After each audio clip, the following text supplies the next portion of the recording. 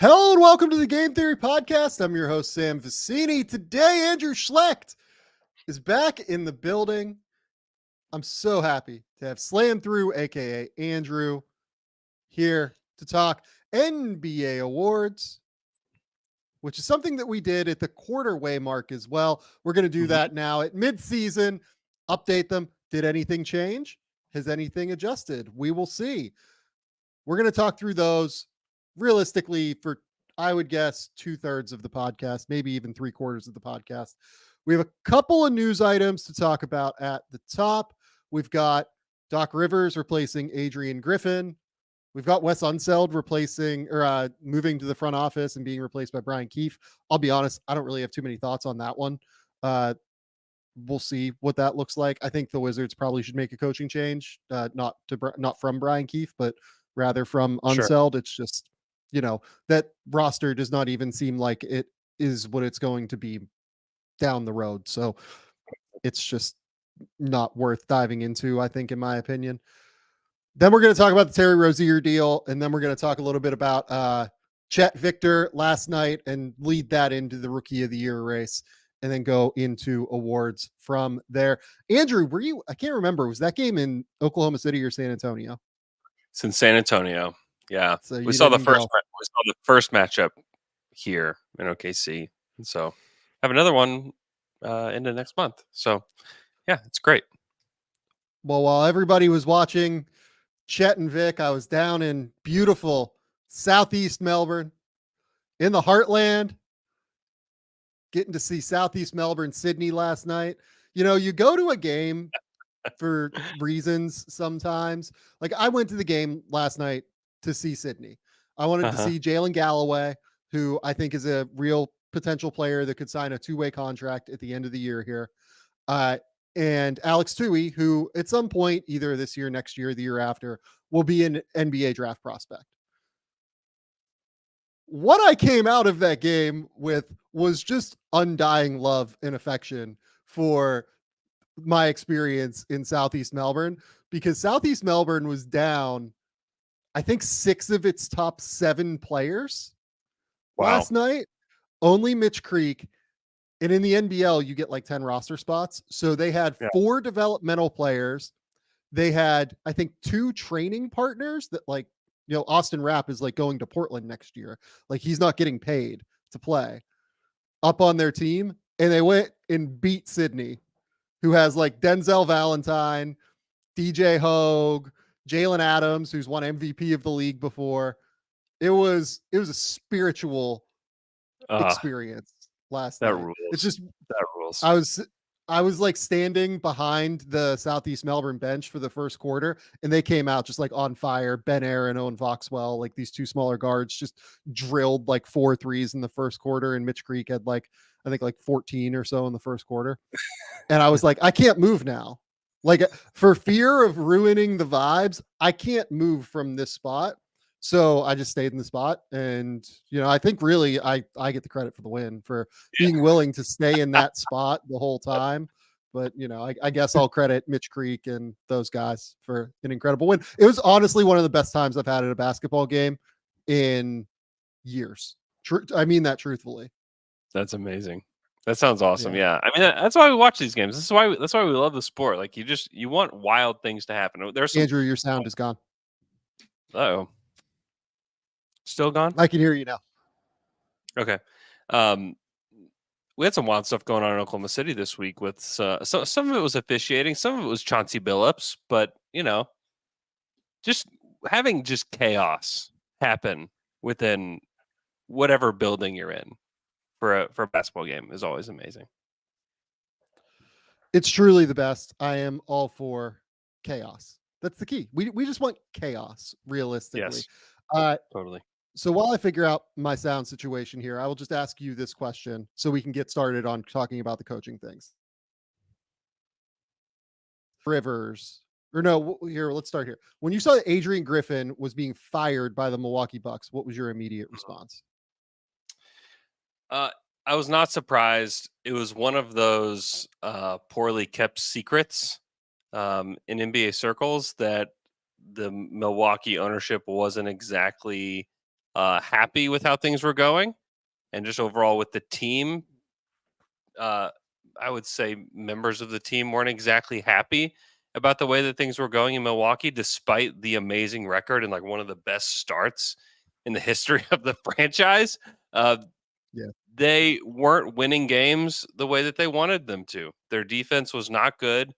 Their defense has been like a like bottom 5 defense at points this season, and it Yeah. shows. And they're scrapping and clawing for every single win. They're winning a lot of them, but it's just because they have Dame and Giannis. And when you have Dame and Giannis, you want to win the NBA championship. And when you watch the Milwaukee team this season, you did not see a contender. There was not a contender in there. And some of it is the coaching, some of it's personnel based, but a lot of it's coaching. I mean, they still have Giannis, they still have Brook Lopez, they still have Yeah. guys that could be an average defense, Yeah. could even be better than that. But the fact that Yeah. and it was, it's been well reported, and like go read Eric Name at the Athletic, but the players were going into the coach's office saying, "Hey, this is not how we should do these things," and then the things would get changed. Not exactly a great sign for a head coach. Even like it was like 6 games in that things like that were happening. So, not totally surprised by it. And if you're Milwaukee, one of the hardest things to do as a GM or an owner is to admit that you made a mistake and admit it like quickly. It happens all the time with draft picks, happens all the time with players that are signed, it happens all the time with coaches. And I actually think this is a good thing for the Bucks to admit their mistake early and try to correct it early. Now, did they correct it in the right way? Bring in Doc Rivers, I think that remains to be seen. But I think to me, when I look at the situation, say good on the Bucks for being Yeah. willing to make a change quickly. So yes, I'm all for that. I think that being willing to make a change is something that so few ownership groups, basketball executives are willing to do. People don't move early in the NBA. Yeah. Like I was having this conversation yesterday with somebody about Sam Presti, even who Mhm. I think the world of and think he is like an incredible, incredible, incredible basketball executive. He's never really moved early on anything. He Mhm. tends to be very patient in his Yeah. approach, uh, to the point where like he will sometimes lose things for not commensurate value, for Kevin Durant, like for nothing at the end of the day. And that was all based on calculated gambles. I get that and everything. But it's harder than people think in the NBA when you get attached to these human beings that you're working with on a day-to-day basis to move early on Yeah. things. Mhm. Yeah, The it's Bucks it's are yeah, now it's the Bucks are now paying Mike Budenholzer, Adrian Griffin, and Doc Rivers. yeah. That is a significant investment from the Bucks ownership group on top of being in the second apron. Yeah. I want to shout out, like, look, we shit on ownership groups all the time for not Mhm. being willing to pay the tax, not being willing to do this, not being willing to do that. Shout out Milwaukee's, man, for being willing to just do what it takes. Mhm. Like they're doing every single thing imaginable to get Giannis to stay, which he committed to doing, to putting a great product on the court. You can't, if you're a Bucks fan, you cannot complain one bit about this ownership group. You can complain about the coaching decision to hire Adrian Griffin in the first place, but like they really, really deserve a lot of credit here for being willing to go in this way. In terms of Griffin, like to me, the reason I'm a little bit more bullish on the Doc Rivers thing is that the things that Doc Rivers I think can fix, and we'll talk about some of his limitations here momentarily, but the things that Doc can fix are the institutional issues that have plagued this team the entire year. They're just when you watch them, they are bad in transition defense. Like they're truly just really, really bad getting Mhm. back in transition defense. Doc will get them to get back in transition defense. Their rotations, it's felt like to me, look, there was a lot of strain placed on those guys rotationally because they're point of attack defenders with Dame, with Malik Beasley, even with like Pat Connaughton, who I think has like lost a bit of a step this year. They don't have many guys that can guard on the perimeter. And that's straining Yeah. the help defenders and they get, kicked out and everything like that. I get that. But like I think Doc can create a more conservative, let's say, defensive scheme that will allow them to have a little bit more success. Because, like, look, when Adrian Griffin got this job, and obviously they made some adjustments after 5 games, whatever it was, but like he was talking about, we want to get into guys, we want to be hyper aggressive at the point of attack, we want to do this, we want to do that. And it was just like, dude, you have Brooke Lopez, you can't really do that. You've Damian Lillard and like no point of attack defenders. You can't really do that. Nothing about the Adrian Griffin experience logically made sense in terms of what he wanted to do schematically. You have a team of veteran-led players that have had a lot of success doing things one way, and instead you're going to tell them it's the other way? Nah. It's so silly. And then like there's the thing with Terry Stotts in the preseason. Like it just seems so abundantly clear if you watch Bucks games that this guy was way in over his head and had so little chance to be successful, and that the Bucks were winning in spite of him. So I think Doc, and we can talk about the foibles here now, like Doc's in-game adjustments are very questionable. And you put him in a series against Eric Spoelstra, I've got worries for the Bucks. Point blank. But he can fix the institutional things and empower guys like Damian Lillard who will really, really respect him in order to find success. It's just the little things that they need to find success at. It's like going from like one of the 2 worst coaches in the NBA to, the 15th best coach, Yeah, I was gonna 18th say best like coach. the 12th best coach. I mean, to me it's funny because they kind of like had this like safe coach that didn't make great adjustments in the postseason. They're like, okay, we need to make a switch because of that. They made the switch. It becomes like a more strange hire the more that you think about it and the more stuff that comes out about it, because like the idea is like, okay, like the stability is great. Like I don't think anybody had questions about like Mike Budenholzer and whether he could be a great coach in the regular season. It was like, okay, how do we get better in the postseason? And then they hire a guy that like can't even do the first part. And so they're like, okay, now the first part's great. Let's just hire a guy that can do the first part well enough to get us there. And now you're gonna have the same questions come the postseason. I mean, this has been Doc has had these questions ever since he won the title. He hadn't gotten back there, and he's had really great teams. He's had tons of collapses, and you just wonder, okay, I don't know that Doc is the right guy to get them to exactly where they want. He's going to be better than Adrian Griffin. But, I mean, they honestly just should have hired Nick Nurse whenever he was up for the job. Like, you're looking for a creative guy. Like, this is a pretty creative guy that's going to help you do some different stuff and has a track record of doing it. And we're watching it happen in Philly right now. Well, and look, like there have been rumors, throughout the internet, there's been different pieces of reporting that Giannis wanted to hire Adrian Griffin, right? Like he was the choice. If hiring Adrian Griffin played even a 8% role or something like that, and Giannis choosing to sign the extension, makes sense. Great. Awesome. Fantastic. Now they're in a better position than they were organizationally than, hiring somebody that Giannis didn't like. And now they'd be heading into like a weird off season if things didn't go well this year. So from that respect, like it is fine. It's just, the process here does not seem great, obviously.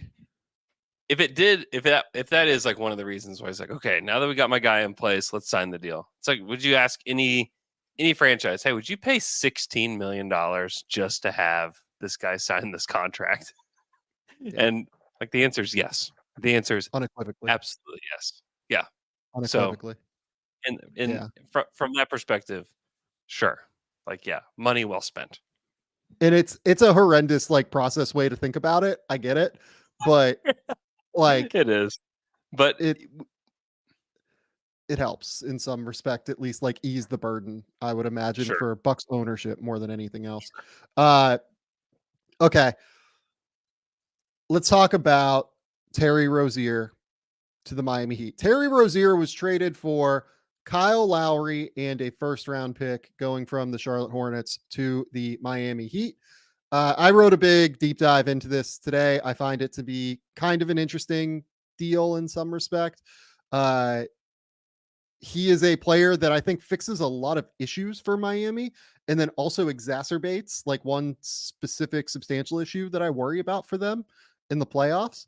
And then this is a fantastic deal for Charlotte, but like your immediate response when you saw, hey, Terry Rozier going to the Miami Heat.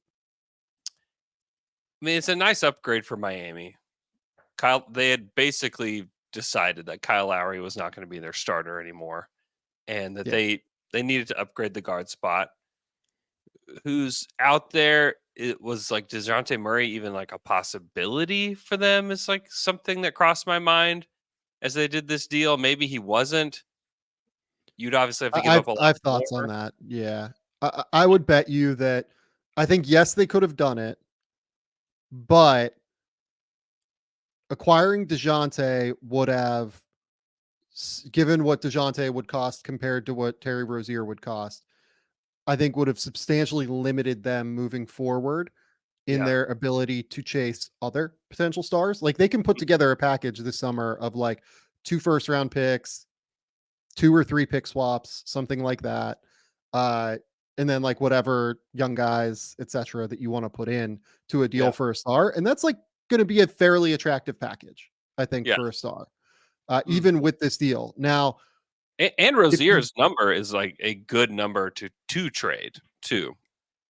Yes, if teams believe in him and if he has a good close to the season, Mm-hmm. yes. And if you believe that's if you believe that like Terry Rozier can't play with like another smaller guard, which I have questions about. Like it'll be interesting to see if in a bigger deal would they prioritize him or Tyler Hero.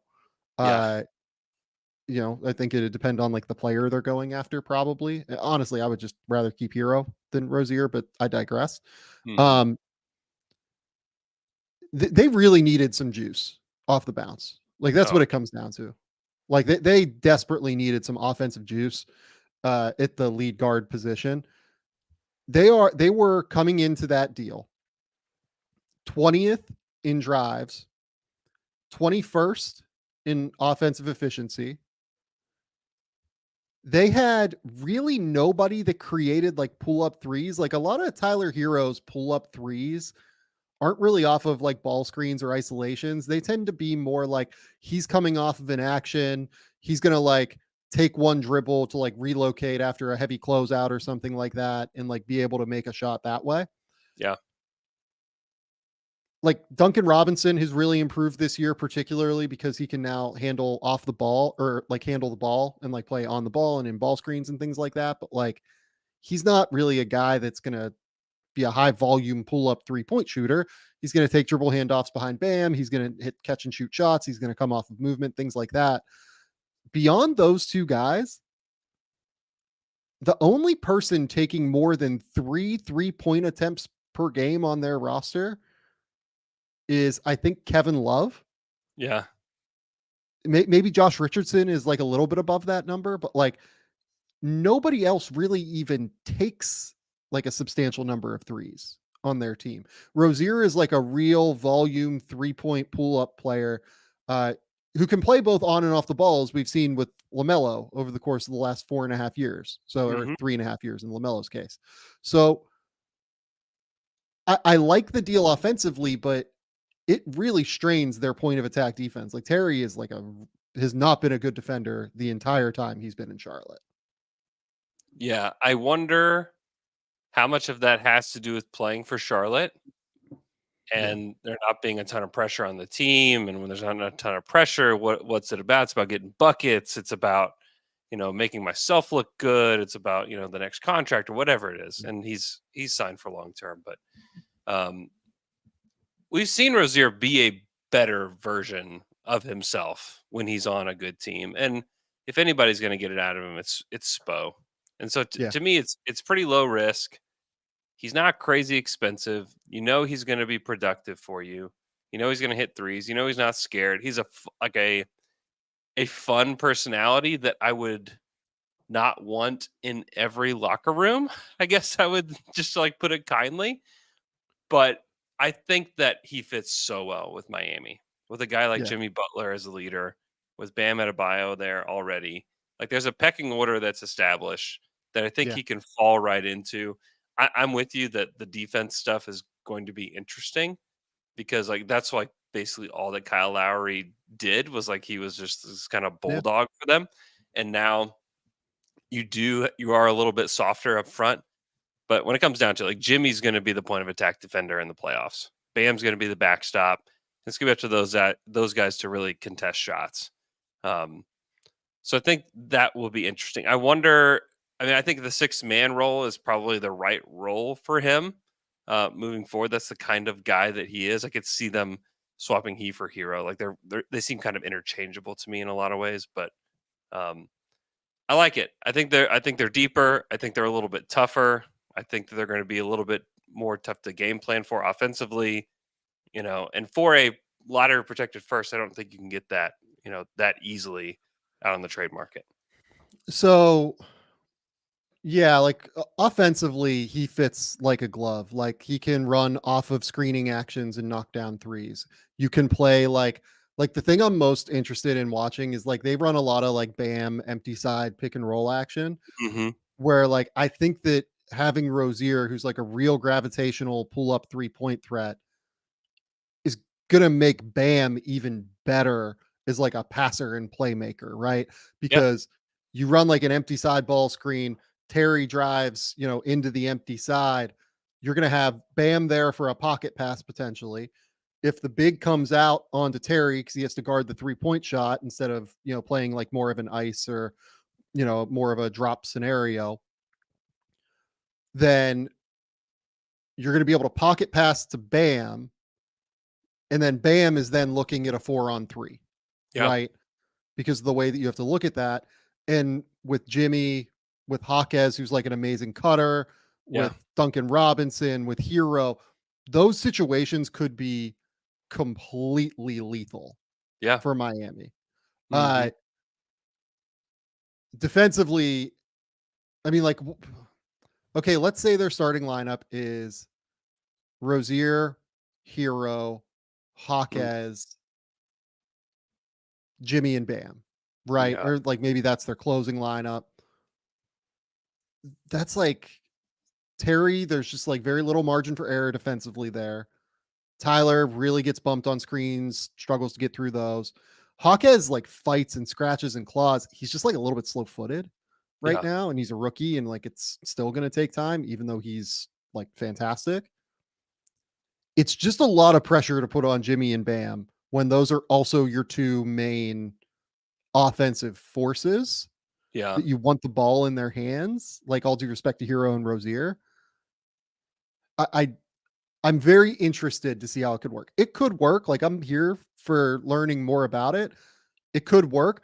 The thing about the pick that's weird is I would have rather dropped the protection on the 2027 side of it and said instead of lottery protected, go top 7 protected, right? And had it expire after a year. Yeah. Because that would then give them a little bit more flexibility into the future in regard to potential trades. And on top of it, this 2028 piece of this protection now is unprotected. Yeah. And Miami's been doing that. Yeah. They did that with Oklahoma City too. That's been kind of their strategy with trading these picks. Well, and part of it too is that part of the reason you can't do a statement if you're Miami saying okay, if this pick doesn't transfer in 2027, it becomes 2028 and 2029 second round picks or whatever. Do you know why? Oklahoma City owns all their second round picks. Like, I think they literally have like 2028, 2029, and 2030 or something. Yeah. Miami does not Yeah. have a second round pick after 2027. That's right funny. now. So I get why it had to be kind of structured that way. I just would have done it a little bit of a slightly different way, I guess. And like you can say, maybe Charlotte would turn it down that way, but I don't know where they would get a better pick than that for Terry Rozier. You Like probably maybe don't. like maybe the Lakers, if they miss out on DeJounte Murray, like that would be a thing. And Miami just decided they wanted to do this now. But yeah, if it's like a small thing. Look, Miami under Spoelstra has not missed the playoffs for 2 years in a row at any point since 2008. Right. They did miss the playoffs in 2015, 2017, and 2019, though.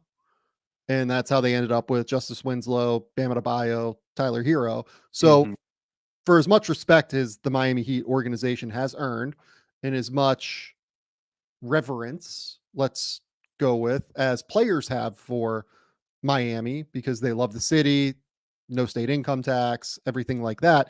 Every reason to believe Miami is going to be fine moving forward.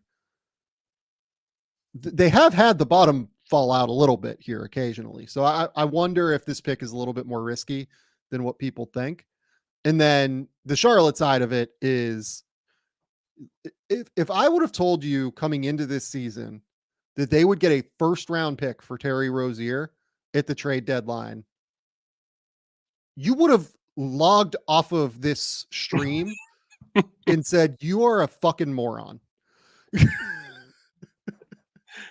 It's true. Rozier has had a good year. And Yeah.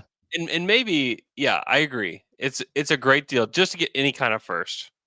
And that what they need to do is like do this with all their guys that they don't think are going to be a part of their future.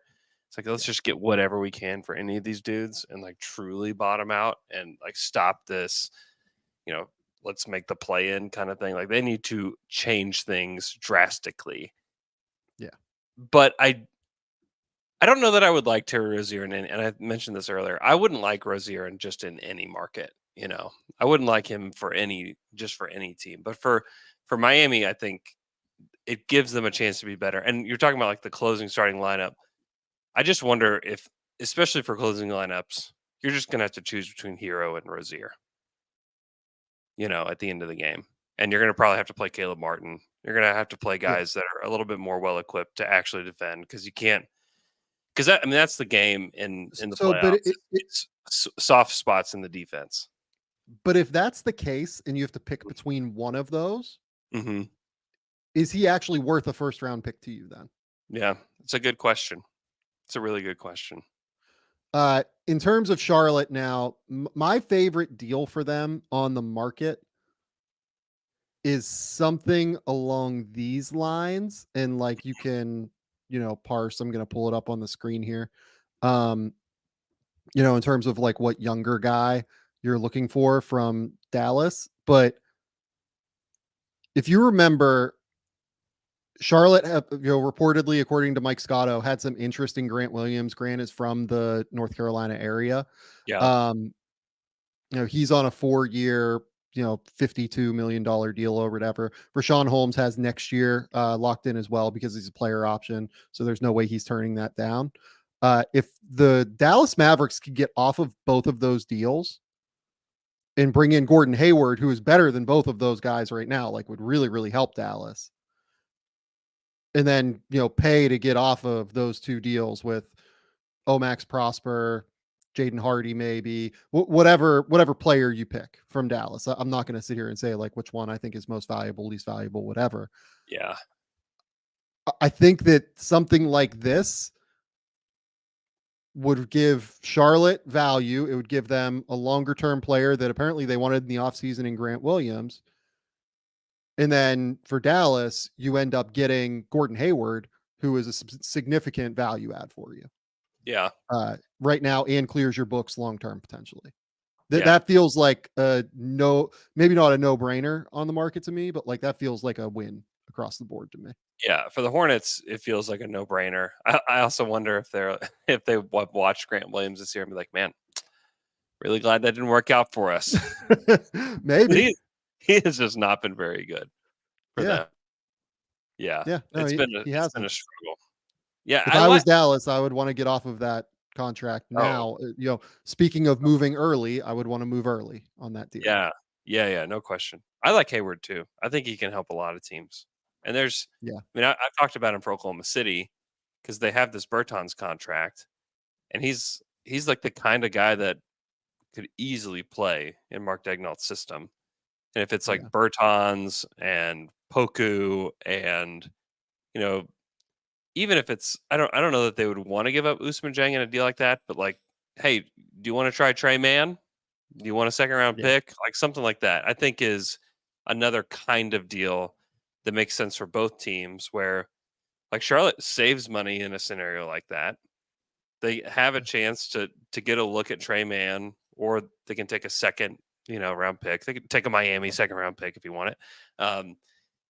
To me, that's another deal that I think makes sense. And then the Thunder get this kind of low risk veteran on the team that could play a lot or maybe not play at all, for them. Yeah. And so that to me, he's an interesting piece because I do think that he could help somebody. And then even if he's just a guy that's like for the locker room or whatever, I think he'd be great. Yeah. No, I think I think that makes sense. I would be pretty surprised if Hayward doesn't get moved now. Yeah. Like I was kind of wondering if he was going to be a buyout guy, but Hmm. I kind of think that there's going to be enough value on the market to move him. Hmm. Okay, let's get off of this deal and move now to the awards portion of the show where we're going to start with Rookie of the Year. Frankly, A, because we saw the Chet and Wemby show last night, but B, because it's the thing, seriously, I think people care more about that. It's been more of a lightning rod than the MVP race Oh yeah. recently. Oh yeah. Part Yeah. of it is because they played last night, and last night's game with those two players was the perfect microcosm of exactly what this argument has been about Yeah. in terms of Rookie of the Year. Chet Holmgren went into that game, played his game, attacked mismatches, found opportunities to succeed, played great on defense, was fantastic across the board, was so solid. I thought he rarely put a toe out of line in that game. There were a Mm-hmm. couple times where like Wemby drove him and like put his shoulder into him and everything. Like Sure. Chet needs to get stronger, Yeah. obviously. That happens like twice a game, no matter who they're playing. Yeah. Absolutely. But I thought Chet was so solid and steady. Yeah. Wemby was spectacular. Yeah. Wemby did all of these great things. And also, like it felt like to me, made more negative plays than what Chet did as well. Wemby had like a 55 true shooting percentage. I think he had like 24 and 12 in the game. Mm-hmm. Chet had like a 60 true shooting percentage on what was it, 17 and 9, right? 17. Yeah. Yeah. So, and then you just watch Wemby like defensively, like they just aren't quite as connected. And when I watch these two guys, they're both spectacular. I think Wemby is going to be better long term. Like, if Mm-hmm. you made me pick one, like I would pick Victor Wembanyama. I would. Yeah. And I wouldn't really even think twice about it. Honestly, I think for the last month, Victor has been playing better than Chet. Mm-hmm. I would agree with that. I think Chet was way better for the first 25 games because I think people way underestimate the difference between these two guys as shooters right now. Mm-hmm. Chet is a much better shooter. He Yeah. just is. Like you can point to all of the like Victor has to create everything for himself. Victor has to, be the primary option offensively. I agree with that. I'm not going to say that people that say that are wrong, but he's still shooting 25% off the catch this year. There's a real difference between the two of them as shooters at this point. And that is Mm-hmm. a significant, substantial difference. And honestly, I know Wemby has been better as a passer recently. I do think Chet is better at making plays and passes within the flow of Oklahoma City's offense than what Victor is for San Antonio. And Mhm. Victor is coming. Like he has been fantastic. Again, like I don't mean this negatively. I don't mean this in any way. But if you look at this season, right, people will point to, oh my God, Chet is only helped by getting to play with Shea Gilgeous-Alexander and getting to play with like an MVP candidate on a better team, right? Well, here's the thing.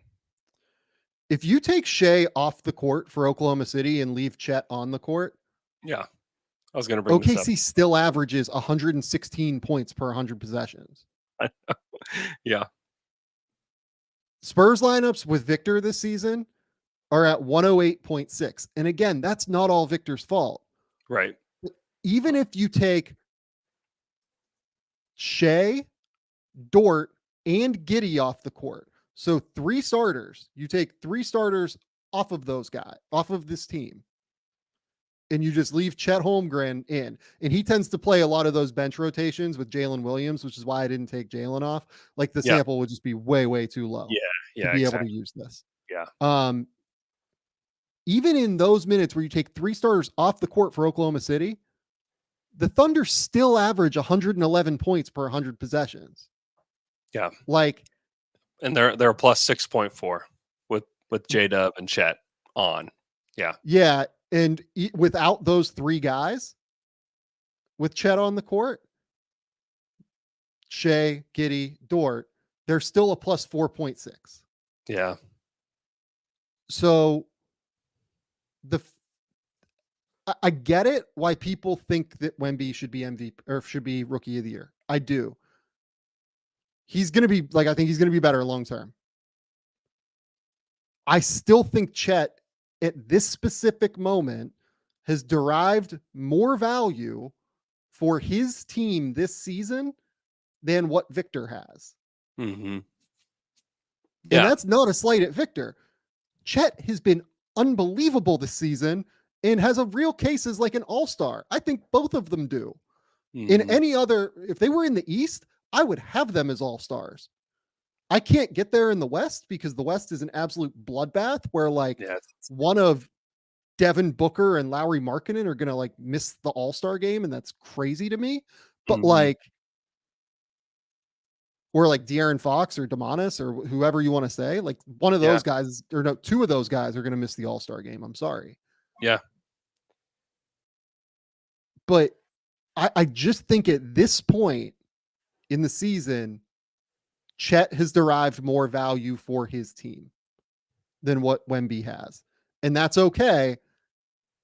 It doesn't speak less of Wemby long-term, and it doesn't speak less of what Wemby is doing right now. Yeah. I think that Chet has just been a little bit better because he doesn't have as many negative plays. Yeah. And he's turned the Thunder into a top 5 defense in the league as well, which is not an easy thing to do for. We can even take rookie off the table. We can put on 1 through 3 year players. It's tough for a rookie big man to make that kind of impact. And the Thunder were already good last year in defense. It's not like it's not like they were like Detroit or anything last year. But he has turned them into, he's unlocked everything about what advantages they were trying to create last year.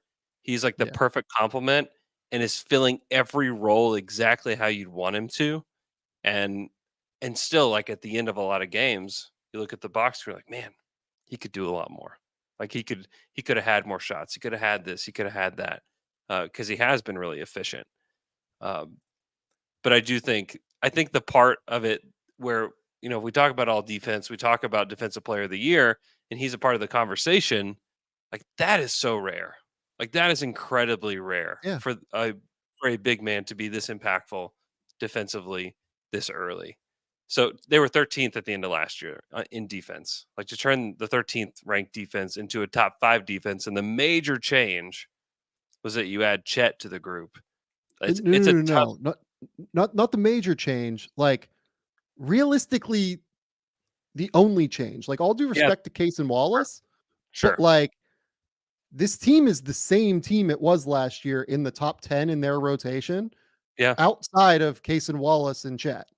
Yeah, it's true. It is really Chet that is lifting this defense from middle of the pack to top 5. Yeah. Yeah. And he'll be talked about for all defense, second team, maybe even first team. Yeah. For some people. So I'll ruin that real quick. So I had Wemby. I have Wemby on my second team all defense so far. Okay. I have Chet, I think, at 13. So like just missing second team all defense. So I have like Wemby is like the 7th or 8th best defensive player in the league, and Chet is like the 13th best defensive player in the league so far, like something along those lines. They've both been insane. I think Wemby's been fantastic, and I think there's a real chance Wemby, given the way he's played since he's moved to center, ends up on the first team, like all defense. Like he has been incredible since moving to center. But again, like I think these guys are both like fantastic on that end of the court too. It's just crazy. Like I just don't like. It's funny. So like, I'm sorry. Every time I've seen Wemby and Chet share the floor, Wemby has shown he can lock down Chet whenever they're matched up. Look at Chet's efficiency drop every time he has to play Wemby. Chet was more efficient last night. Yeah. Like, I don't know what to tell you on that one. He was he had less volume. He only took 13 shots versus I think Wemby took, what was it? It was like 19 and 8 free throws or something like that. Yeah, but 13 shots is sometimes more than what he takes on a nightly basis for the Thunder. So I mean, he takes 11 on average, 11.9 on average. So yeah, lock him up. You haven't really watched Chet in the way that he plays, if that's what you believe after watching these two games. Also, like Wemby did not play well in the first matchup against Chet. Like maybe you're talking about last night against Chet, where there were like definitely moments where Wemby after the game was a 30-point game in the fourth quarter, and Wemby was like, "I'm just going to go at this dude." Yeah, after the game itself was like a secondary factor to him, then like things changed. But before then, like Wemby was like trying to win the game, like trying to get his team to win the game. And then when it became impossible, then things changed. And that was not the case in game 1. Like game 1, Wemby was not very good. If you want to talk about like the matchups between the two, like Wemby struggled against like the Thunder in general in their first matchup in OKC. And if we want to go back, like I think they've played 4 times now, like throughout their careers, like long term, right? I believe Chet has won every single one, and I don't mean that as a statement on Wemby at all. Yeah, I just mean that as a statement on, I get why Wemby wanted to go at that dude late last night in that game. Like, imagine that you think you're better than this dude. And Wemby is ever, like, if I was Victor Wembanyama, I would think I'm better than Chet Holmgren, right? Like, I'm not saying that in any kind of way, disparagingly one way or another. I'm just saying, like, if I was Victor Wembanyama, I would feel that way. And I keep losing to this dude. Like, what's going on? You know what I mean? Yeah. Like I'd be frustrated and I'd want to like put my shoulder into him and dunk on him if I was 7'4" with an 8-foot wingspan. Like I get it. I'd be pissed. Yeah. And Chet has no reason to be pissed. Chet has every reason just to like go within the flow, do his things. Like I get it. Like that Wemby like went at Chet last night. That's great, but like that's not I get that we love those minutes right now. I get that we love those moments all the time when guys go one-on-one with one another. Guys like fight and scratch and claw against one another. That's not really what the NBA is about in terms of value. Like, especially this era, such as the Denver Nuggets and Nikola Jokic continue to prove over and over and over again. It's a team game. Like, I get it, but said during a timeout, they were asking him about like, "Oh, tell me about the matchup between Victor and Chet," and he's like, he looked into, he just like leaned into the mic. He said, "It's the Thunder versus the Spurs tonight." No, it is. And also, I credit Chet a lot because I think Chet is He like could have gotten baited into that shit. And he did a totally. little bit in the fourth. Like he had that offensive foul Yeah. where like he put his shoulder into who was it? It was I think it was a guard or something. Yeah. But he is outrageously competitive. Chet is, and like he hates all the Wemby stuff. Like he won't talk about it, but he hates all the Wemby stuff, and he would love to just destroy Victor Wembanyama, and it's really mature of him to know the way to do that. And maybe this is the coaching staff. I don't know exactly who to credit here, but the way to do that is like to do exactly what he did, like Yeah. play great positional defense, move the ball, take open shots, hunt mismatches, and just destroy this Spurs team who is just not very good. And they did that. And they played the night before and did not play well against the Blazers and really struggled against another team who is like pretty disorganized and is not always playing hard in every possession and doesn't exactly have a great game plan. They played against a team last night and they're prone to letting those teams kind of get into it a little bit. And they really focused in, and a lot of it was Chet, like very focused in on, hey, the way that we're going to prove this tonight is we're going to beat them by 30. And they went out and did that. I think that like this is actually like a really interesting point here from Dwejesh, who says, okay, I really want to see you objectively comparing them in all areas because I don't see how Chet is a better player than Wemby. Honestly, I don't know that he is. In fact, like I think he's probably not, Yeah. if I'm being honest. But the way that I think about these awards is what value have you derived for your team in the season that we're talking about? Mm-hmm. And I think Chet has derived more value for his team to this point this season than Wemby, especially when taking into account the first 25 games of the season where Wemby was playing with Zach Collins, playing without Trey Jones on the court all the time, without a point guard, everything like that. And you can say that's not Wemby's fault. I'm here for it. I think that's all accurate. I think Wemby has been spectacular. Honestly, again, and I wrote this week in the rookie rankings. If you made me bet right now, I would bet, like, I'm not going to say what the voters will do. Honestly, I kind of expect that Chet will win rookie of the year regardless based on the voters. If you made me bet what I will think at the end of the season, I would bet you that I have Victor number 1 for rookie of the year at the end of the year, because I would bet you that I think his value ends up continuing to rise and skyrocket. Yeah. But to this mid-season point, I think that Chet has been better and more valuable. Let's say not better, more valuable to Oklahoma City. And that's why I have him as rookie of the year. It's all just dependent upon like how you go about giving these awards at the end of the day. So that's where I'm at. Let's just finish out rookies here. All rookie or no, third for rookie of the year. I have Hawkes. Hawkes has been fantastic. I've loved everything that I've seen about him. He has been efficient. The way that they've used him has been super creative. I wrote rookie rankings this week, like I mentioned a minute ago. Go read those on The Athletic. I think I figured it out with Hawkes. He's just the best version of a basketball vulture. Like he just picks up all of the scraps. Yeah. That's it. Like he picks up all of the scraps in the best way. Like as soon as his defender turns his head, he's cutting back door. As soon as somebody makes like the smallest mistake in terms of the way that they're guarding him in like using their weight distribution, he's going to go up for like a little layup on the block, right?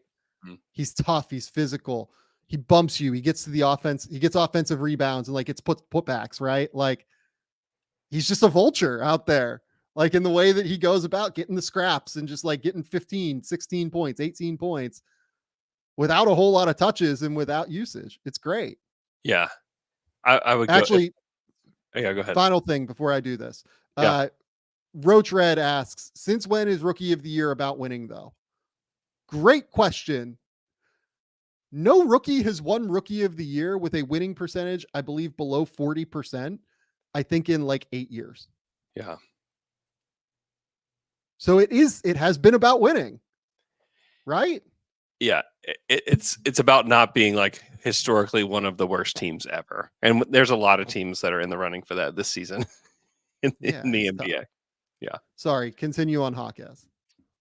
I was just gonna say, if I'm Eric Spoelstra, I'm just like every night I'm going to bed, I'm just like drifting off into sleep, just like being so grateful that Jaime Jaquez is on my team. It's like gonna be on my team for a long time because he really is like the perfect Heat player. Yeah, Because it's about because I don't know that he'd be. I think he'd be good on every other team, but but I don't know that every coach could use him as creatively yeah, as Spo does, and yep, I think that to me, it's like a match made in heaven between the totally. player and the coach and the organization as a whole. Like he's the perfect Heat player, and that's part of the reason why he's so high up on this list. I think there will be players that we look back in a couple of years that will be better than Jaquez as like Yeah, overall basketball players, but when it comes to some of these rookie decisions as far as rankings, it's about who has the best situation right now. And that's also like why people would put Chet number one is like Chet landed in the exact perfect situation for him right now to be coached by yep, Mark Decknault, to play with the players that he's playing with. It is the perfect situation both yep. ways. And it's the same thing with Jaquez. My final two all rookie first team picks are Brandon Miller and Derek Lively. I think Yeah. that first team all rookie right now is like very obvious, and those are the five. Agreed. Lively is so good. He's so much better than I thought he was going to be. Like some of the Early passing on, stuff. yeah, I Yeah, agree. some of the passing stuff that he does athletically, like he just thinks the game at a higher level than I thought that he would right away.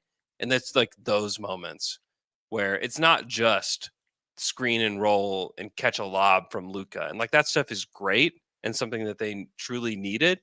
But it's like the in between stuff that he can do where you're like, whoa, because he's like Yeah, still really young and he is going to be so good for the yeah, Mavericks for a really long time. He's one that I think will rise above Jaquez at some point, just because like his runway, he's got a long runway, and he is a really smart big. And I think it's really hard to be a great big man in this league today without being just like crazy smart. And yeah. like you can see that he's got that. Yeah, Brandon Miller has been back from he's dealt with like a few injuries over the course of the last like little month and a half or so that I think people, maybe just like not paying attention to Charlotte because I get Yeah.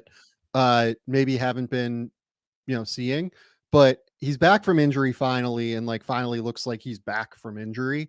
Hmm. Uh last four games he's averaging 24, 6.5, and 3 assists, shooting 57, 45, 86. Look, he's not going to shoot those percentages all Yeah. the time. But what I will say is that he had like a month there from November 18th to December 20th where I think he missed like one game in that stretch. He averaged 17, 4 rebounds, 3 assists, shooting 43, 44, 84. And I think that's like very real and achievable for him Yeah. moving forward here. Yeah. He has been awesome. Basically, any moment that he's been healthy this year, the next game literally after this December 20th run was December 23rd, and that's when he sprained his ankle against Denver, if I remember correctly. Only played 10 minutes that game. So he is awesome. Like he is going to be so good for such a long time. I've been a huge fan. Second team all NBA or second team all rookie, that is. I have Pajemski, Kaysen Wallace, Bilal Koulibaly, Keontae George, Jordan Hawkins. Yeah.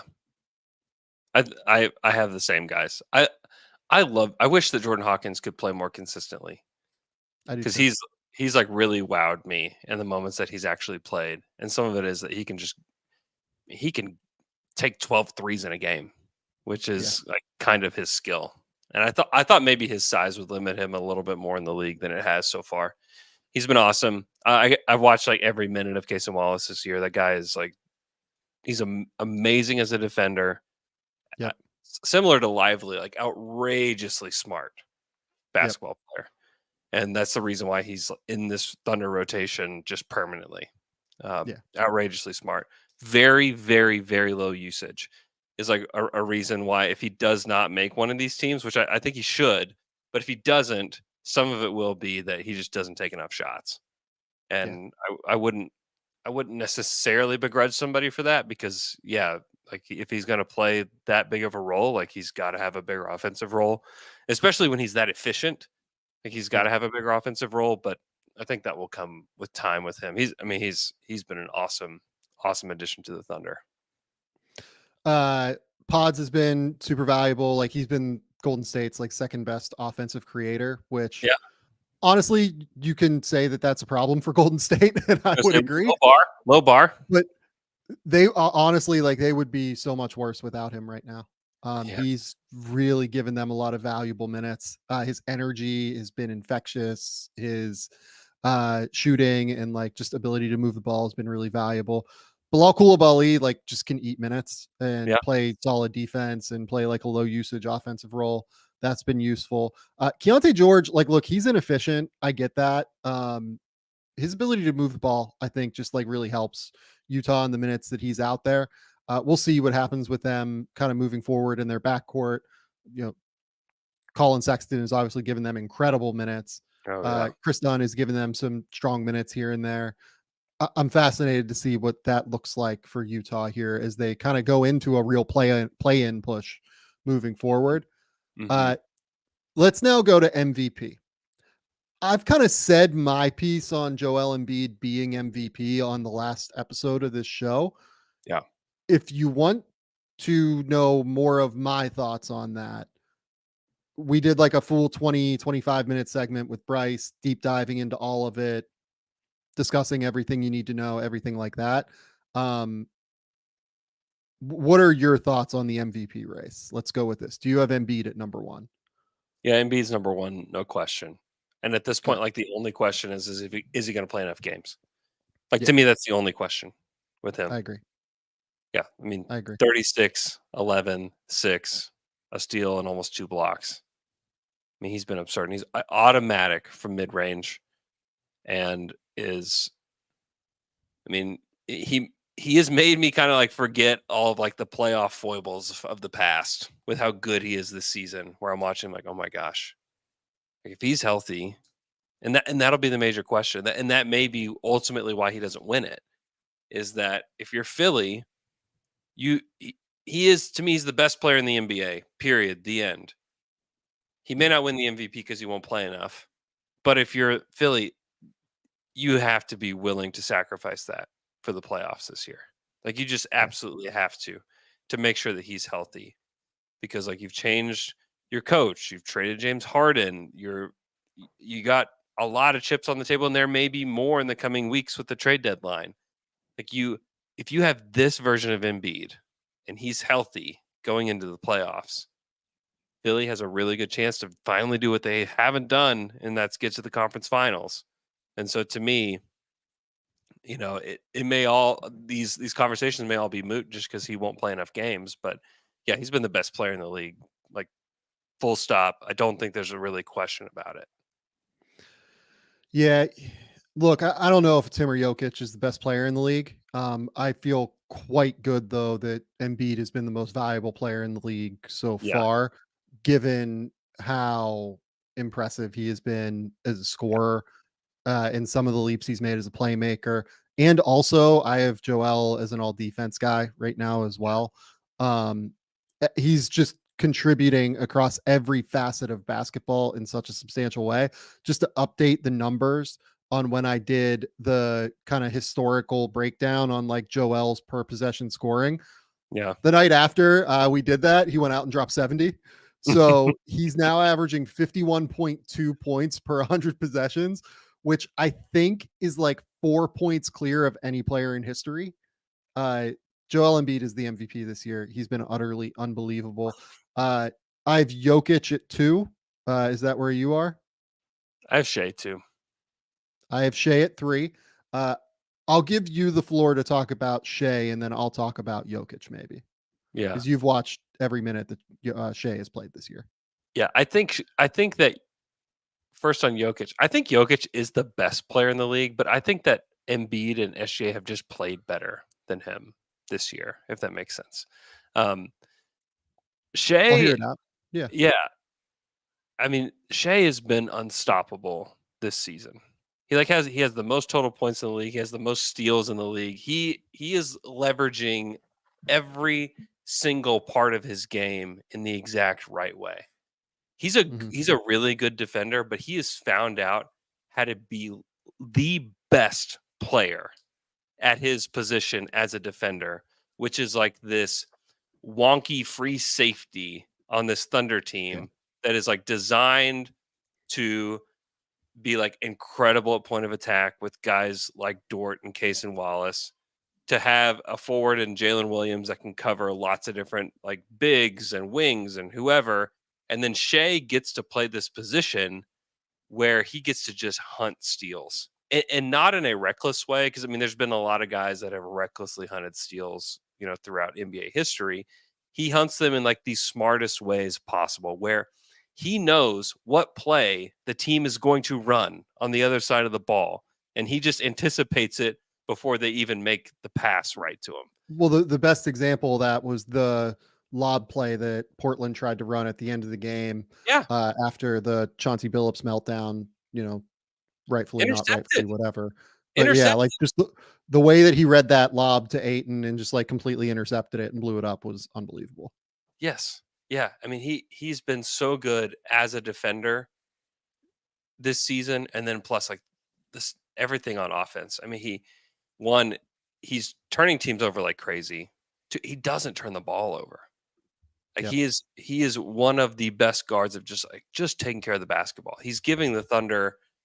He's what helps give the Thunder this identity where they can play small and they can play fast because they don't turn the ball over very much and they turn teams over like crazy. And because of that, they can play small and they can play fast and they can do everything they want to do.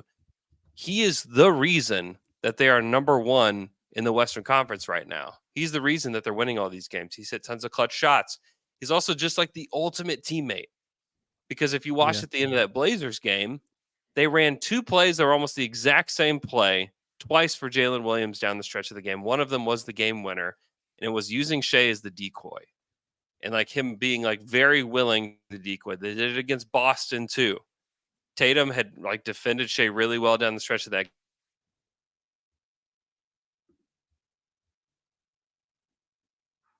May have lost Andrew. Did we lose Andrew? Game, Shea was willing to just be the screener for J-Dub.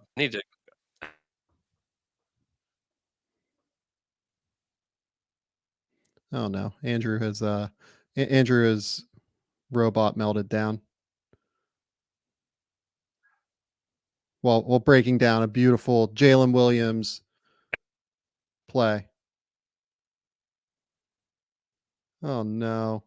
Oh no, Andrew. It's a catastrophe, folks. Yeah, Denver fans hacked his PC. This is where we're at with Andrew. Oh no. He comes in and out noise-wise.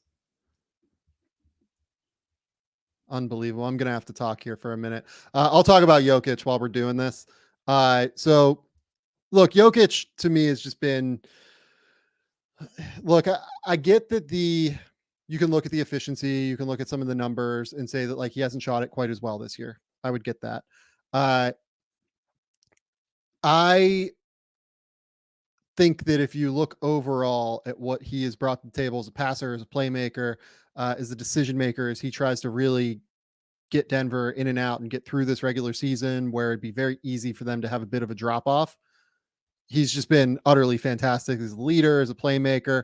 It feels like when they play big games and it play against big teams, he's probably a little bit more engaged than against like some of the worst teams. Although my theory kind of goes out the window. If you watch them play Washington, I believe on like Sunday or Monday, he just completely obliterated Washington in every single capacity. But every time I watch Jokic play like one of these good teams, it's just that he rises to the occasion in such a substantial and spectacular way that it just makes me think it's still going to be there in the playoffs. And he still is orchestrating every single thing imaginable for this Denver Nuggets team. Every time you watch him, he's just utterly unbelievable. We've got Andrew back, folks. He's here. I'm back. Denver fans hack. It's PC. Yeah, it's got to be a way to blame it on Bally Sports. That's where we're at. Yeah, it's probably yeah, this is somehow Bally's fault for sure. what can you Anyways, Shay's super good, and Shay's super good. yeah. Yeah. J-Dub, you were in the middle of breaking down the 2 straight sets they ran for J-Dub, including that last one where they like used Shea as like a ghost screener Yeah. in order to get Jalen like a switch on to, if I remember correctly, it was Anthony Simons. Like it Yeah. was Yeah, part beautiful. of that's just like he's just really intelligent and knows how to win games and is learning how to win games at a really high level. And part of that is like they need to have more diversity with their attack at the end of games. And he knows Yep. that. And he's like has the humility to like say like, all right, let's go create one for Dub, in these moments. And that's there's just a lot of reasons. Just seeing him up close all season, really seeing him since he's been in Oklahoma City up close. He's just an outrageous shot maker. He's become a very good passer, and the defense stuff just on top of it is like, man, I truly believe he's been the second best player in the NBA this season. Yeah, I get it. I think it's reasonable. I have him at 3. I would just go with Jokic. He completely orchestrates everything for a Denver team that, if I remember correctly, like basically the same record as, the Thunder right now. Somewhere in that ballpark. It's just so tight right now. Yeah, the Yeah. Thunder are up by like maybe a game or 2 as of today, but yeah, the West is so dumb. They're a half game back of the Thunder right now. Yeah. Just completely orchestrates everything for Denver, does so in such an unselfish way that he's been utterly fantastic this season.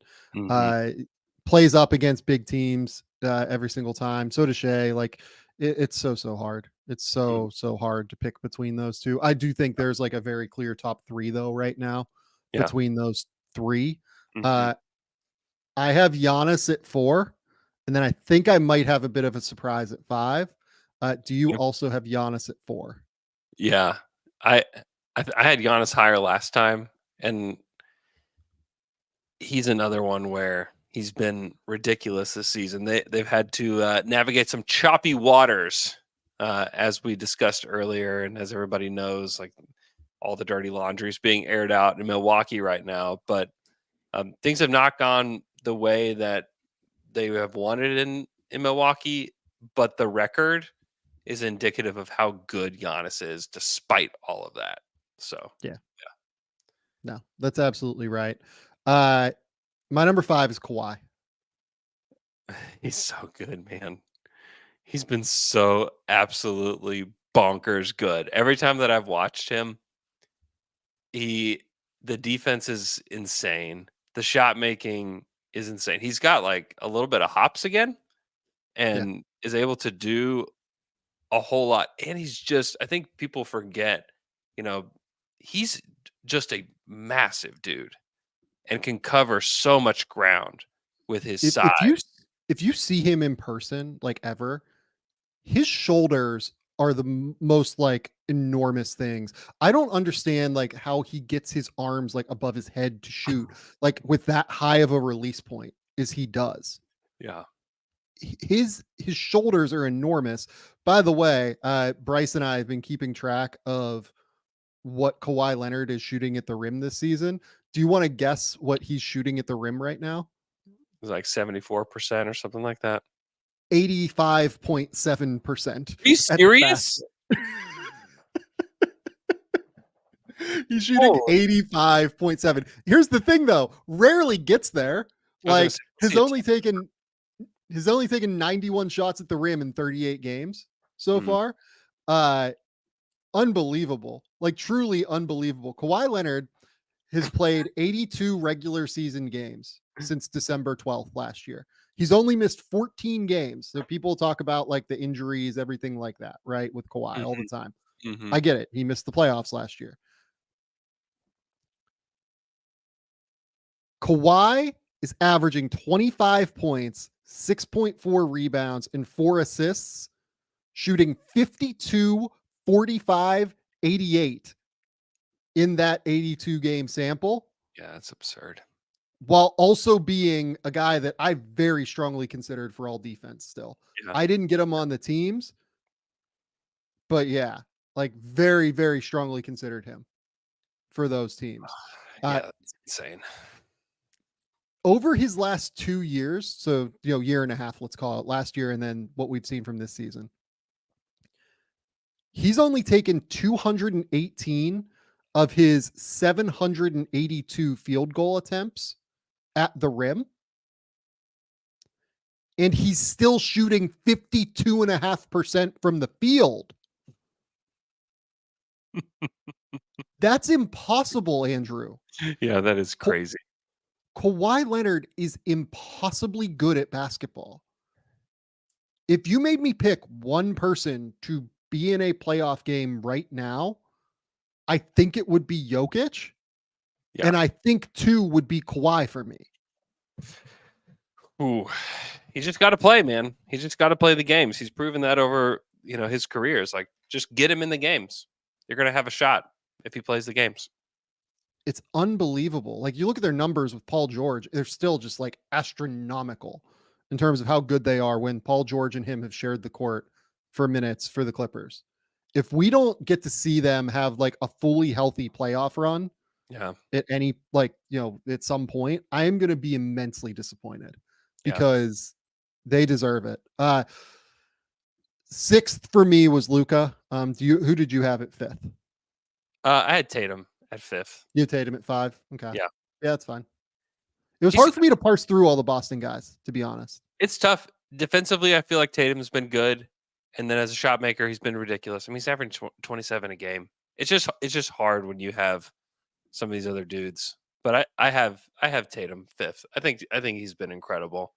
But yeah, and just like the team success too of that Boston team. He's their best player. I think he deserves credit. I'm sure that there's a lot of Boston fans that are just kind of walking around a little bit pissed off that their guys don't get the credit they deserve in some ways. They're probably just walking around pissed off in general, but that's a part of it. I ended up with Tatum at 7. Okay. Luka at 6. Luka has just been everything for Dallas so Yeah. far. I think he's averaging like 33, 9, and 7 or something. The defense is just like not quite there, obviously, for Luka in the same way it is for somebody like Kawhi, for instance, who's just been like an efficient, dynamic, dominant player in the way that he has been. If you wanted to have either of those two at 5 or Tatum at 5, completely get it. I think that's the next group though. 5, 6, 7 was Kawhi, Tatum, Luka for me. 8, I had Kevin Durant. Yeah, I was going to say Durant I have at 7, who I think I have Kawhi sitting outside of Durant for the season. Durant's still been really good. He's struggled in the mid-range some, but like defensively from 3 at the rim, he's been ridiculous at the rim as well this season.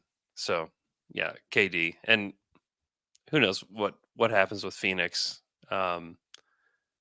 But yeah, he's been absurd. Yeah. Do you know what Kevin Durant is shooting at the rim right now? Do you have the actual number? I'm actually like in the process of filtering it right now. So he's shooting 88.3% at the rim. Like that just doesn't even make sense. No, not even a little bit. It just doesn't even make sense. Not even a little bit. That is absolutely insane. It's got to be the best on the team. Yes. Yeah. Yeah, for sure. Just like not even close. 88% at the rim is like probably best in the NBA, I would imagine, over like 80 shots or more. Yeah, over 80 shots. If there's no shots filtered, Poku's number 1, 100%. By the way, I mean, he's always number 1 in our hearts, Andrew. Right. That's right. 9 and 10, I had De'Aaron Fox and Tyrese Halliburton. Okay. Fox has been so good. Fox is going to be the guy he's going to miss out on a lot of stuff this year. And I think he's been better this year. and he's going to miss out on, like, he may miss All-Star. He's probably going to miss out on All-NBA. He's like, Him missing All-Star would be wild to me. It really would be. I know, but there's a chance it happens. I agree with you. Like, I think there's a chance it happens, but every time I see that guy, I'm just like, he is like so much more so than Sabonis now. I think last year it probably was like a little bit more Sabonis, but this year it's just so much more. You can tell it's De'Aaron that's driving everything there. They're a Yeah, good team.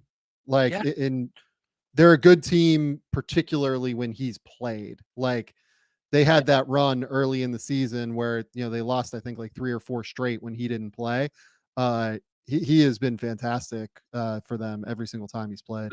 The shooting has been ridiculous. The playmaking is still really good. He's still faster than just almost anybody in the league.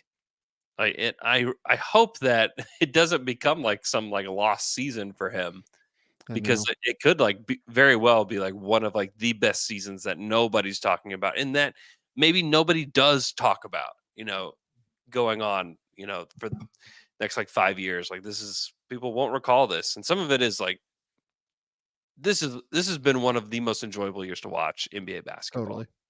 It's been Totally. so much fun because there's so many good players night to night.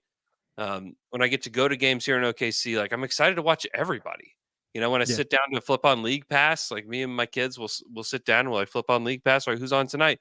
It's like, there's awesome games every single night. It's just it has been such a fun year Yeah. to watch NBA basketball. Who did you end up on second team for 9 and 10? For 9, I do have Fox as well. Love it. For just because I just think that he deserves it. And then Tyrese Halliburton has had a ridiculous season Yeah. too. And Yep. so I've got Halliburton there at the Okay. end. So we ended up slightly. Did you have Kawhi in the top 10? I did not. I did. Yeah. I had him after Durant. Yeah. Okay.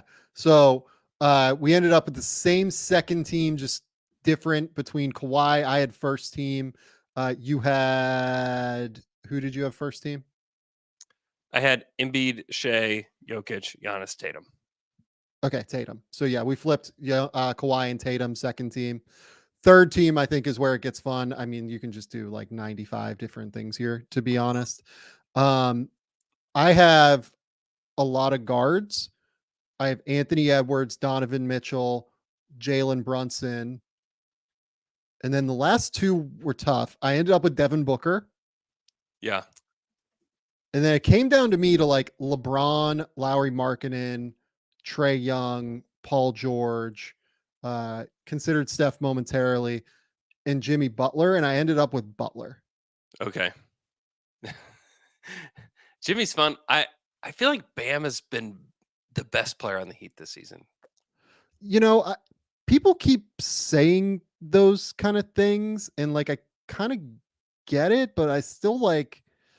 I feel like people said that last year as Yeah. well about Jimmy Butler, Mm-hmm. and then when I watched Jimmy Butler, I'm like, no, this is still definitely his team. Like, he's still the guy here. I get it that like you look at the numbers and like Jimmy's averaging like 21 and 5 and 4 and everything, and it's not crazy production, but he's great defensively. He, I think, drives everything for their offense Yeah. comparatively. Mm-hmm. Like, it was hard. Anthony Davis was in my mix as well. Sorry, NBA rigged. Anthony Davis was definitely in this group too, where I strongly considered it. I ended up going with the guards. Like, I felt like Anthony Edwards just has to be on one of these teams, given how well Minnesota has played. Yep. You frankly just kind of have to have a representative for them. Donovan Mitchell has been unbelievable, leading the Cavs offense without Darius Garland, without Evan Mobley. No question. Jalen Brunson's been fantastic, leading the Knicks offense, and just continues to take steps forward every single time I watch him. And Devin Booker's just, that guy is a killer. That guy's an absolute savage and a killer every time I watch him play basketball. He has a beautiful, aesthetically pleasing game, but more than that, like, that dude just goes out and tries to murder people on the court. He's been really good. Yeah. I had Brunson and Edwards and Mitchell there too. And then I have Anthony Davis and Paul George. Yeah. Think those are both reasonable picks. Talk about why you have those two. Man, PG has had like one of the more underrated seasons. Yeah. He's great defensively still. He's also just massive. We talk about like size and just like Yep. how smooth he is as a player. And then Disruption. just the fact that he can, one, disrupt on defense, and then two, just get a three whenever he wants it. And has been Yeah. incredible this season for a Clippers team that looks like they might be like the most dangerous team in the Western Conference when they're healthy next to Denver. He's 42% from three on almost 9 attempts per game, which is Yeah. just insane. Crazy. And they have found ways to like it's not easy to bring in James Harden, and they faltered, out of the gate with him on their team. But like part of the reason that this all works is that Paul George is able to make things work, offensively and defensively. And I think he's just not quite getting enough credit this season. And a lot of it is that Kawhi has been absurd. So I'm with PG. Anthony Davis, man, he's been healthy, one, which has not been a thing for him his entire career. And then he's a monster on the boards. I mean, at the in-season tournament, he was so dominant in that game against Indiana. Like he just absolutely destroyed them. 25. I'll be honest. I'm probably wrong to not have Anthony Davis on this. Yeah. Defensively, to the ground that he covers at his size, I mean, the Lakers would be absolutely lost without this dude. They would be absolutely lost. And I think that I mean, LeBron's still absurd at his age, but without Anthony Davis as a defender, there just ain't no way. Yeah, I need to actually flip that. It's Anthony Davis. It's not Jimmy Butler. Anthony Davis should be third team All NBA right now. You're 100% right. The defense is just like unstoppable. Offensively, he has been incredible this season. Been healthy. He's been efficient across the board. Like, honestly, this is probably one of Anthony Davis's better seasons that we've seen so far. Maybe not his best season. Like, he had a couple years there in New Orleans where he was just like completely unfathomably good. Mm-hmm. But yeah, Anthony Davis needs to be on this list. You're right.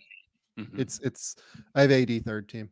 So for me, it'd be Edwards, Mitchell, Brunson, AD, and Booker right now. Yeah, I have PG. Just have PG instead of Book, who's like. Yeah, and apologies, Markkanen, Young, George, Lillard, Steph, Harden. Honestly, like has been interesting, but like I think George is just ahead of him in the pecking order.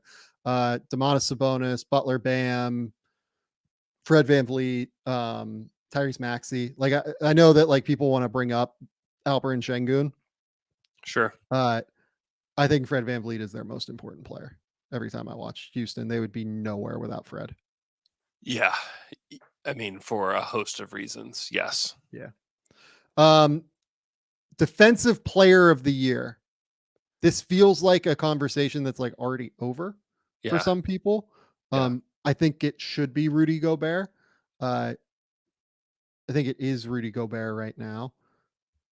It's a little bit interesting to me that if you look through all of the metrics, Gobert is having a good defensive season, not a great defensive season.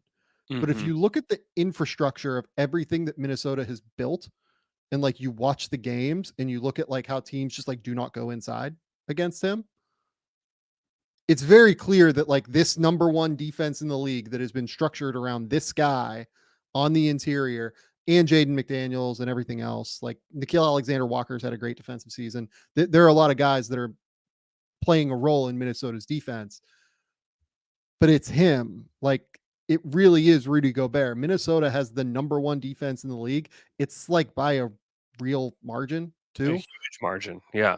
Yeah, it's Rudy Gobert who is the defensive player of the year. Yeah, I don't have any qualms with that at all.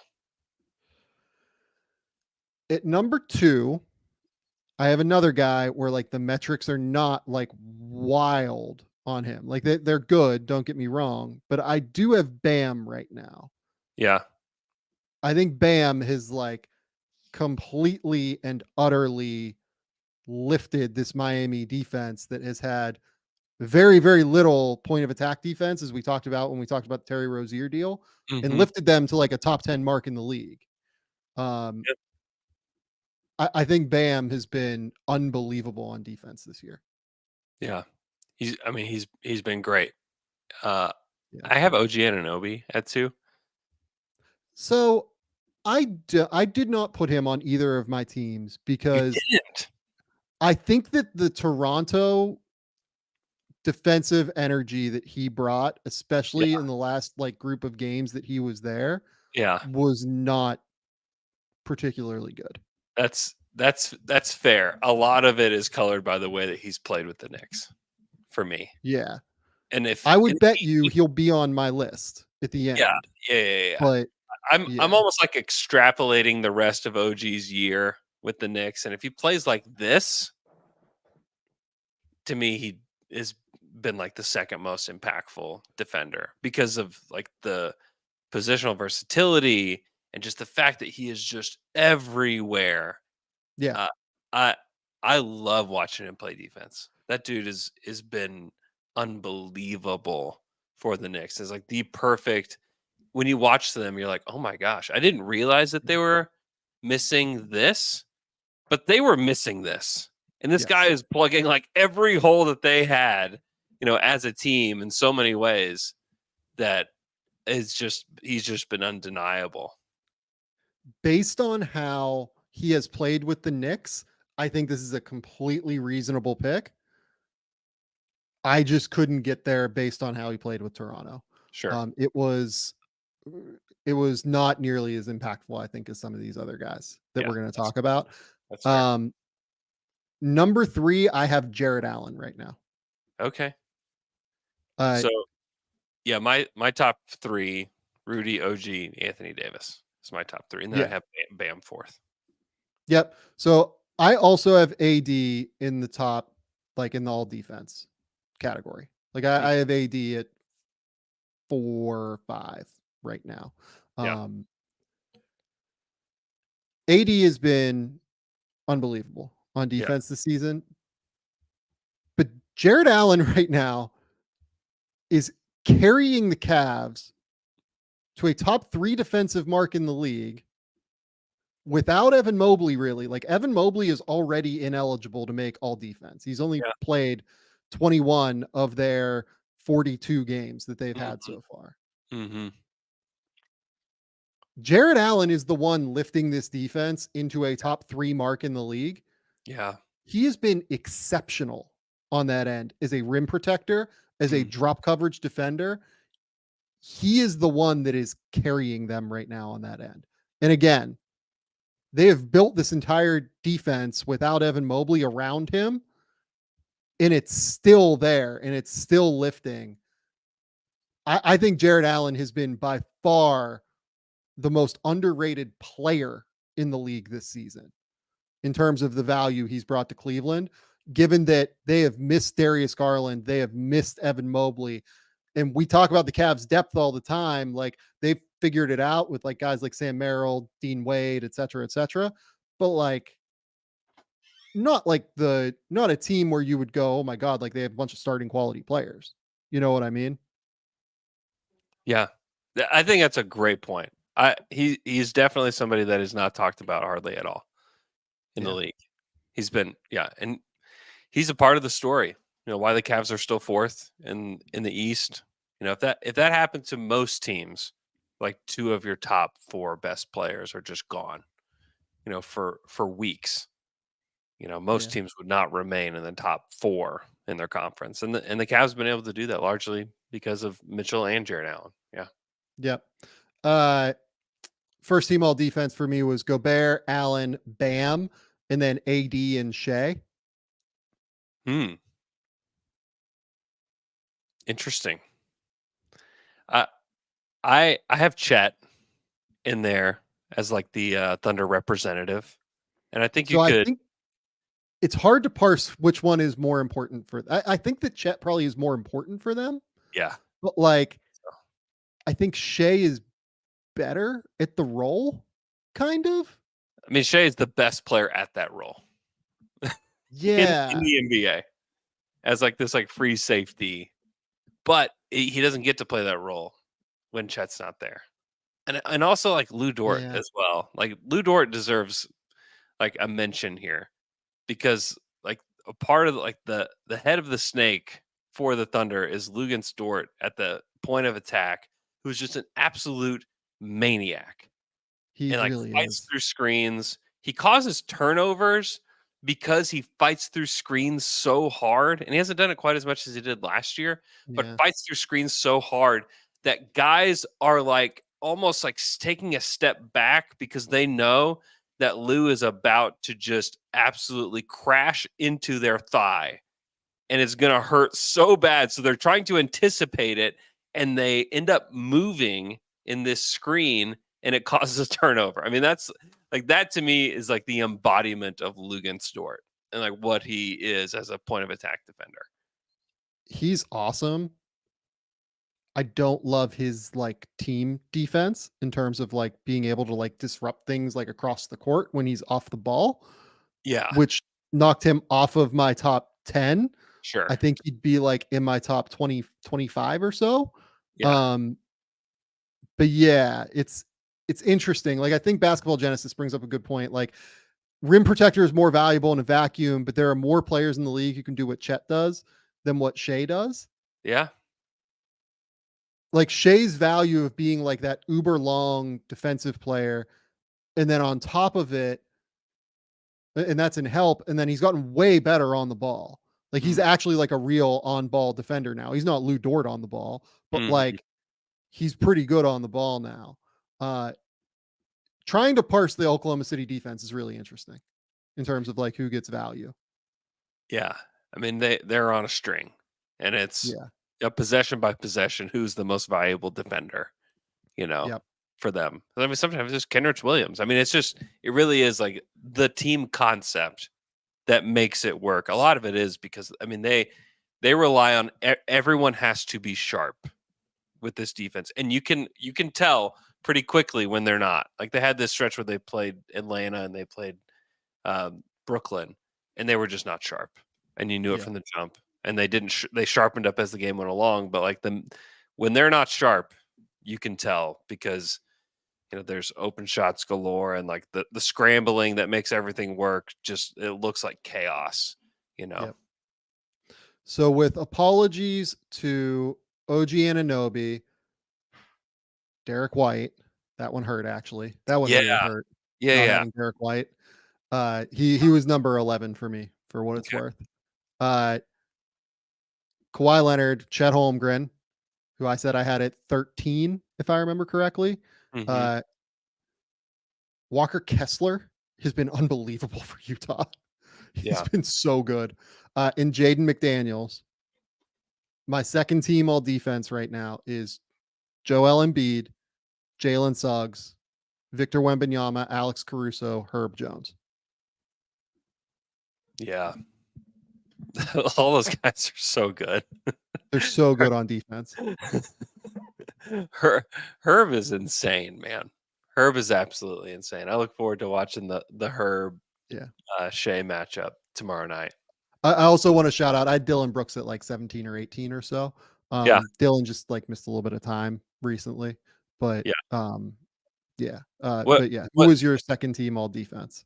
well what say you about Drew Holiday and the role that he's played with the Celtics? Yeah, it's an interesting one. Again, trying to parse like who gets the defensive value there because I think that Jalen has actually been quite good on defense this year. Having like a real 7'3" rim protector and Kristaps has been really important. I defaulted to Derek because I think that Derek is a little bit, man, it's hard. I don't want to say Derek's been a little bit better at the point of attack because I think Drew probably is a little bit better on the ball. I think Mhm. it's kind of similar where like Drew getting to take on more of those like bigger guard matchups or bigger perimeter player matchups frees up Derek to be even more impactful on that end. I ended up with Drew at like 20 to 25 when I Okay. did this. Drew's an interesting name though, for sure. I just love the way they've used him because they don't Yeah. use him the same any night. He No. has a different assignment almost every single night, Yeah. and he plays it well. And Boston's defense has been really good. Yep. I ended up giving It's McDaniels a spot. I gave Drew a spot. I gave McDaniels a spot because if like they Yep. have this like far and away best defense, it can't just be Rudy, and it's not. No, it's not. McDaniels has been really good, Yep. and I defaulted to Embiid because they're a top 5 defense, and where are we giving credit for that top 5 defense? I'm giving it to Embiid. Yeah. And then Kawhi again, like we Get it. can have like the love fest for Kawhi this season. But yeah, there's not a lot of players that put as much fear into the hearts of ball handlers out there than Kawhi Leonard still.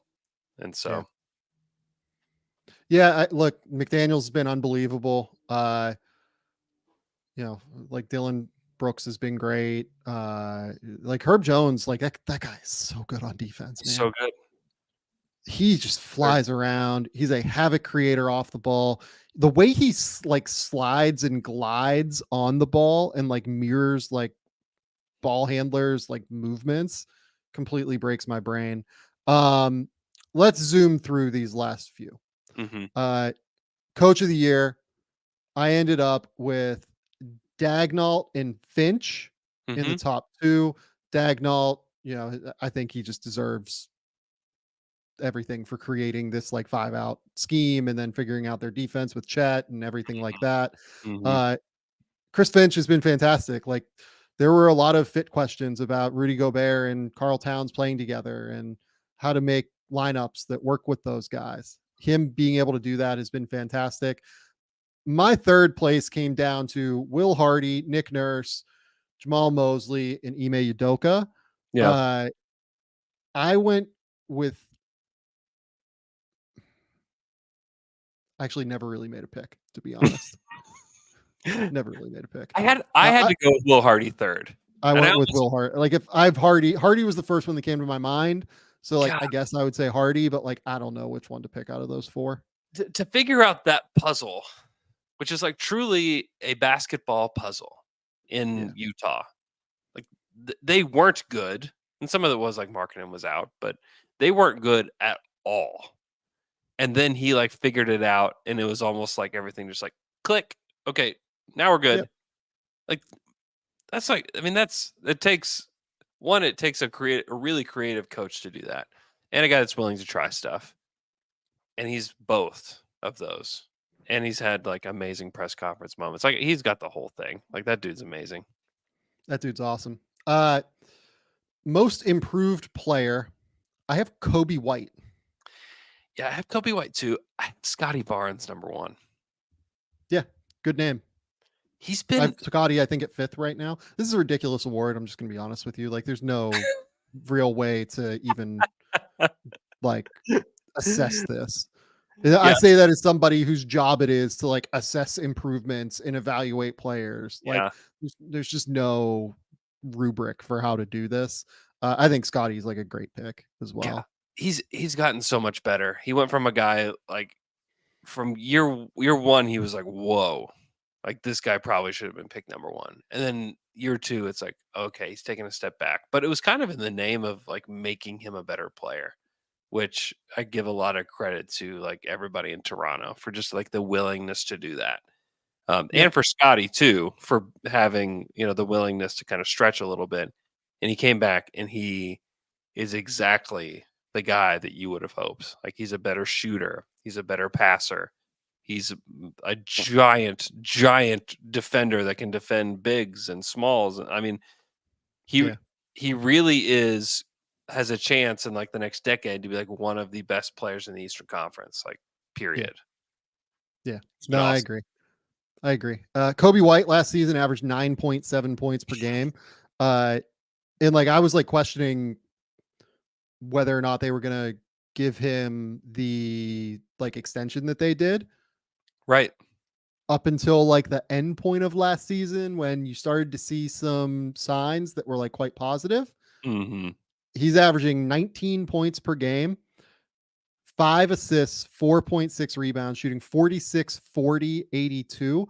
And if you look more from the moment where like Zach LaVine went down and like he really got opportunity to run with this thing, over his last 31 games, he's averaging 22 points, 5.5 rebounds, 5.4 assists, shooting 49, 44, 83. He has been so fantastic for Chicago. Not an all-star or anything, but like has really emerged into a building block for them, as opposed to a guy that like I think most Chicago fans would have been pretty happy if like he was the sixth man and Oh, like emerged into like a really good sixth man. He's now a building block for them. yeah. If they say like, hey, he kind of he's back to the same guy he was maybe in like year two, we would have been like, Yeah. oh, great. Like it's great to have that guy back. Yeah, he's been. Yeah. I think he will win most improved player. Yeah, it'll be interesting. I don't Yeah. think he's the favorite right now. I think Maxi's the favorite. So if you're a gambler, that's an interesting option for you. Yeah. I have Jalen Johnson at number 2, Ooh, and then I yeah. had Maxi at 3. Yeah. That's a really good one. I've got Şengün in there too. Yeah, Şengün, like it's hard for me to tell with Şengün. Şengün's gotten way better on defense, and like he's in my top 7, but like I think he's like basically the guy he was on offense. Like Yeah. he's fantastic. He's always been really good on offense. The defense though is where like he's taken the real leap, I think, and like he's gone from guy that I think was horrible last year to guy that I thought was, pretty okay. Mm-hmm. Sixth man of the year, I think, is our last one here. Unless you want to dive into executive of the year. I have Tim Hardaway Jr., Bogdan Bogdanovic, and Naz Reid are my 3. Yeah. I got Malik Monk at the top. I just think I had him at 4. he's like way too important to what the Kings do on a night to night basis, and they to me they just have to find a way to get him more minutes. Yeah, He's been amazing. I also have Norm Powell and Jordan Clarkson on my list great as well. names. Yep. Yeah, they both. Norm Powell has been so good for the Clippers. He's kind of one of the forgotten guys on that team. But Yeah, he really is. the shooting that the shooting display from him this year has been a part of the reason why that team has been unstoppable. Is that when you think you've like shut off the water for this team, and PG goes to the bench or whatever, and then Norm Powell comes in, you're like, oh my gosh, you got to be Yeah. kidding me. I mean, he's shooting 45% on almost 5 attempts per game from 3. Yeah. His efficiency is just through the roof. 60% effective field goal. I mean, it's just when you have that kind of efficiency off the bench, I mean, it's makes the Clippers really tough to deal with. Yeah. I want to shout out Naz Reid real quick because like Naz Reid is coming in for Rudy Gobert, Karl Towns, like all-star caliber players, right? Minnesota does not miss a beat when Yeah, he comes on the it's court. true. It's Like true. their numbers stay the same. Yeah, and sometimes, I mean, when they played OKC, he's come in, and Rudy's actually kind of struggled against the Thunder, but Nas comes in and he has been kind of a killer for Yeah. OKC because of the shooting. I mean, he's pretty much like the same stats as Norm Powell, a little bit worse in percentages, but like 5 attempts at 41% from 3 for Yeah. this big, and like that's the thing is like he's willing to take them, he's making a lot of them. And he doesn't absolutely destroy you on defense just because of like the way that he's changed his body since he's come in the league. Like he's really thinned Yeah. up and he can really move. I mean, he's a really good player, and like Minnesota absolutely adores that guy. And he's a fun story just overall. Yeah. Look, I had him, I think at like 30 or 31, 32, something like that on my draft board that year. I Yeah. was blown away that a guy with like this much skill didn't get drafted. It just seemed completely crazy to me as a big. And yeah, I'm really, really glad that he's been able to find success in Minnesota, and he's worth every penny of that deal they gave him, even with the bigs that they have. Any other strong takes that you feel like you have not gotten off your chest, Andrew? I don't think so. I I do feel very strongly, if not to reiterate, hopefully the Denver media doesn't try to kick me off again this time. But I do feel really strong that Shea's been the second best player in the league this season. I do I feel love very it. strongly about that. I don't blame you. All the metrics agree with you for what it's worth. Yeah. Like that's not a crazy opinion to hold by any stretch. I think there's a top 3, and I think Shea's in the top 3, like for Mhm. sure. Mhm. And I think there's a top 1, and it's Joel Embiid. Andrew, tell the people where they can find your work. Tell the people what's going on. Go check out the Athletic NBA show if you like NBA content, and I assume you do if you're listening to this show. Go listen to Down to Dunk if you like Thunder specific content. You can go check us out on YouTube there. Yeah, that's probably the two main things today. Yeah. Also, if you're in college and you play college football or college basketball, do not make 9,000 bets over a 1-year sample, including betting on yourself like Keyshawn Boutte did at LSU. Just some small advice. Don't do that. Gamble responsibly, folks. Don't do that. Go follow Andrew. He's the best. Absolute favorite person that works in like the podcast production space. He's a killer on that side. Unbelievable to talk to on camera. One of my favorite people in the world. This has been the Game Theory Podcast. Please remember, rate, review, subscribe, do everything you can to support the show. We will be back this week with more. Until next time, we'll talk soon. Bye.